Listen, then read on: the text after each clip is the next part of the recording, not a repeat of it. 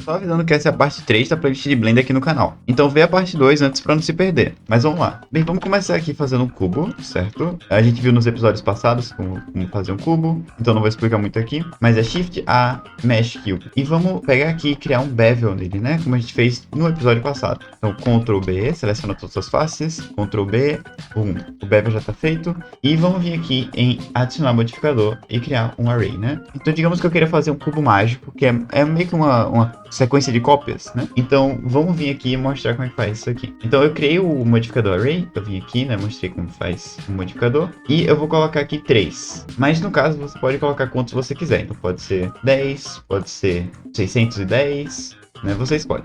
Eu vou escolher 3 porque é o que faz sentido pro meu. Também tem a posição, né? Então você pode meio que a direção. Então aqui, ó, por exemplo, tá com fator 1 no X. Então a cada cópia que ele criar, ele vai mover um tamanho de cópia pro X. Calma, vai fazer sentido, mas tudo que você precisa saber basicamente aqui, se você criar com o valor 1, ele vai ficar coladinho no passado. Mas se você aumentar mais do que 1, ele vai separar. Então vamos deixar assim por enquanto. Você pode também alterar nas outras direções. Então aqui, por exemplo, no Y, ele vai variar no Y. E no Z, ele vai variar no Z. No caso, eu não vou querer fazer essas variações em vários eixos, só no X. Agora que a gente fez esses 3 cubinhos aqui, eu vou vir aqui em Array e selecionar, olha só, eu vou botar o X para ser 0 e o Y para ser 1, e aí isso vai fazer com que ele viaje um pouquinho para cá, né? Eu vou aumentar também o tamanho de cópias para 3. E aí eu vou vir aqui, adicionar o modificador, criar um Array de novo. Então eu vou vir aqui no modificador de baixo, né, que a gente acabou de criar, botar 0 no X, 1 no Z e colocar 3 na contagem. Então como dá para ver, agora o nosso cubo mágico ele tá pronto. Óbvio que tem problemas de topologia nele, que por exemplo as faces internas ainda estão visíveis para todos, o que não é bom,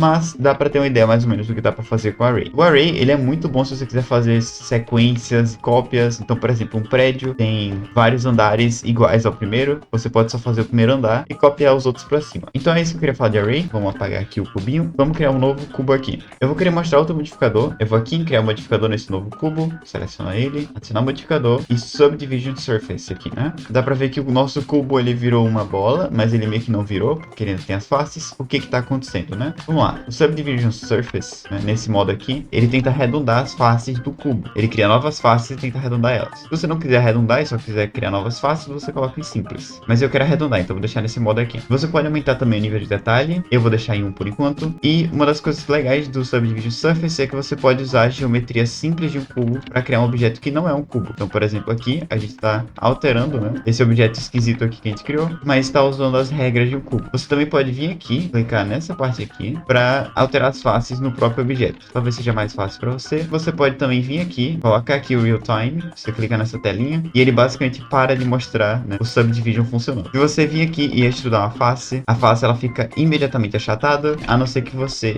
estique ela mais ainda. É muito mais fácil de mostrar isso com um exemplo. Então vamos fazer uma marreta. Eu vou selecionar essas duas faces aqui e eu vou extrudar cada uma para um lado. Você pode fazer uma por vez, eu só fiz assim para ficar mais simétrico, mais rápido. Tá vendo que a ponta tá arredondada? Ó, eu vou extrudar de novo. Agora a ponta tá achatada. E eu vou mexer só um pouquinho.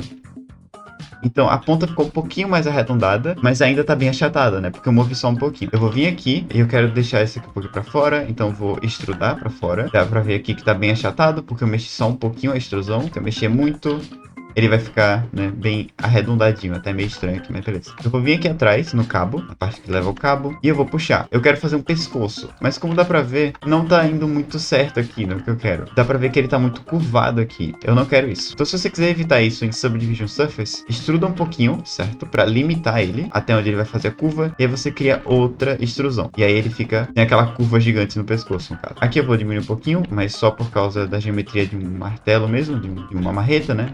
Nada técnico. E eu vou vir aqui extrudar um pouquinho mais, certo? Que eu quero deixar achatado. Então a cabeça da marreta tá pronta. Agora a gente precisa fazer o cabo. Como que a gente vai fazer? Extruda aqui pra dentro e extruda pra fora, pra criar o cabo, né? Pera aí, eu vou só reduzir um pouquinho mais. Extruda pra fora. Só que dá pra ver que quando você extruda pra fora, né? Ele meio que cria uma rampa, né? Ao invés de um salto. Não é isso que eu quero. Eu quero criar um salto. Então pra criar um salto, eu vou vir aqui e extrudar só um pouquinho pra limitar o quanto ele vai curvar. E aí eu crio outra extrusão. Então agora eu vou puxar aqui bastante até onde eu quero, no caso, e eu vou extrudar de novo. Quando eu extrudar aqui no finalzinho, dá pra ver que tá bem arredondado, entre aspas, tá bem pontiagudo. Quando eu extrudar de novo e mexer só um pouquinho, vai ficar bem achatado, que é o que eu quero. Então pronto, a gente fez uma marreta, eu vou só criar um detalhezinho aqui, nada demais.